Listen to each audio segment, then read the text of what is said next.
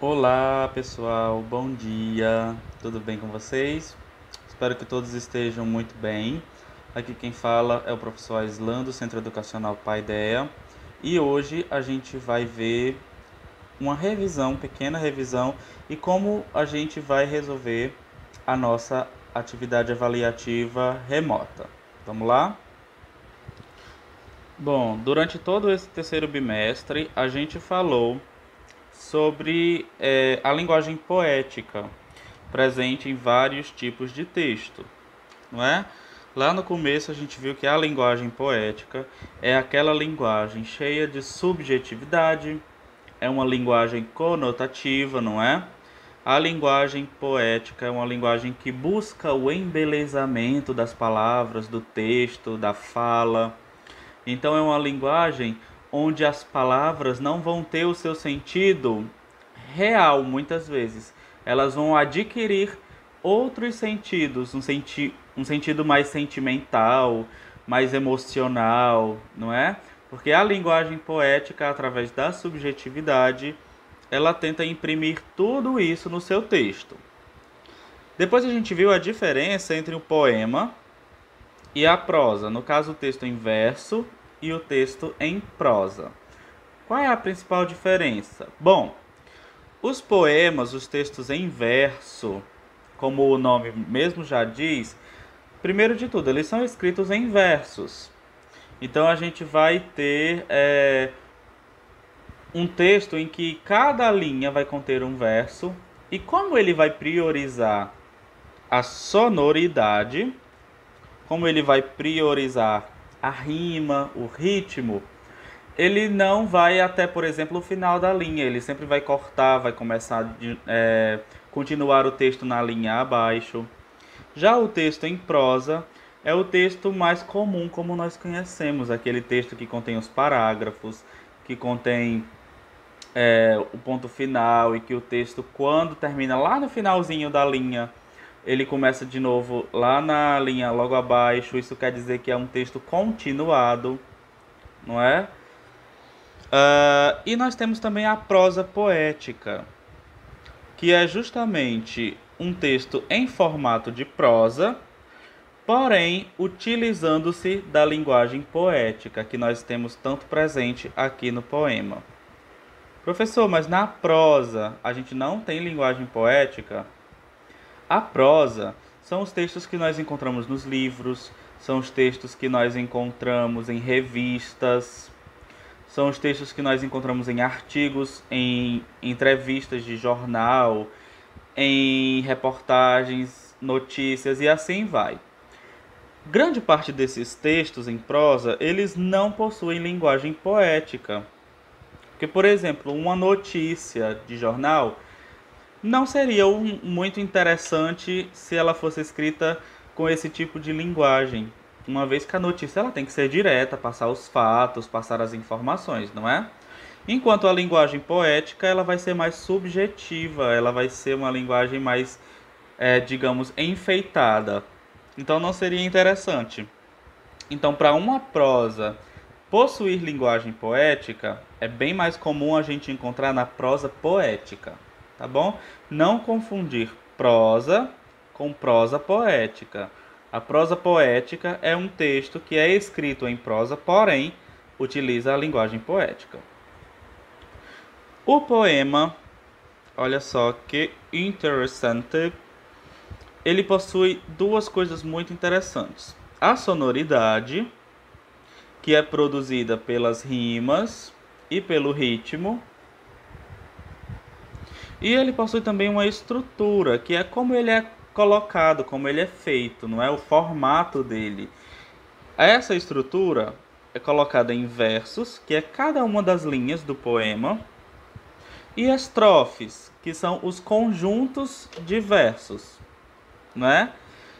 Por exemplo, se a gente tiver três ou quatro ou cinco versos reunidos, logo abaixo a gente tem um espaço, aí começa mais uma vez mais um conjunto de versos, a gente tem um poema todo escrito em estrofes, tá bom? Mas professor, todo poema ele vai possuir versos e estrofes, hoje em dia, pessoal, os poemas já estão bem atualizados, eles estão bem contemporâneos. Então nós temos formas livres de escrever poemas, que não necessariamente vão ser escritos em versos e estrofes. Mas é muito comum que os textos poéticos, escritos como poemas, eles sejam escritos nessa estrutura, tá bom? Utilizando versos e utilizando estrofes. Quanto aos tipos de estrofes, elas vão ser avaliadas de acordo com a quantidade de versos. Por exemplo, se a estrofe possuir apenas um verso, ela vai ser um monóstico. Se possuir 2 versos, vai ser um dístico. Se possuir 3 versos, vai ser um terceto. E assim sucessivamente, como a gente já viu. Tá bom? Vamos lá ver como é que vai ser a nossa avaliação, não é? Bom, gente, essa aqui é a nossa atividade avaliativa remota de produção textual. Primeiro de tudo, a gente tem um texto aqui, ó. Leia atentamente o poema abaixo. Vocês vão ler este poema, como já foi falado, atentamente. Depois de ler, é que a gente vem para as perguntas. Olha só, primeira. Antigamente, os poetas seguiam padrões mais rígidos para a construção dos poemas. Ponto. Até aqui, a gente tem o embasamento dessa questão, desse enunciado. Eu estou relembrando a vocês que antigamente, ou seja, não mais hoje em dia, os poetas seguiam padrões mais rígidos. Por que só antigamente? Porque hoje em dia nós temos vários padrões, aliás, nós temos várias formas de escrever um poema, não necessariamente igual os poetas faziam antigamente, né? Antigamente eles tinham formas, padrões, jeitos de escrever que, se não fosse daquele jeito, estaria considerado errado, por exemplo. Hoje em dia não tem mais isso. Qual o nome dado ao modelo de poema acima, no texto 1? Então, de acordo com esse texto aqui, qual é o nome dado a este modelo de poema? E o que caracteriza como pertencente a este modelo? E por que esse aqui? Quais são as características que dizem que esse aqui é esse tipo de poema, tá bom? 2. O que é a rima e o ritmo em um poema? Essa tá bem simples, né? Tanto que só tem uma linha aí, mas se precisar, a gente pode escrever nas partes em branco, tá bom? É só sinalizar. 3. Forme os pares de rimas encontrados no poema e dê suas classificações em rima pobre, rica, preciosa, perfeita ou imperfeita.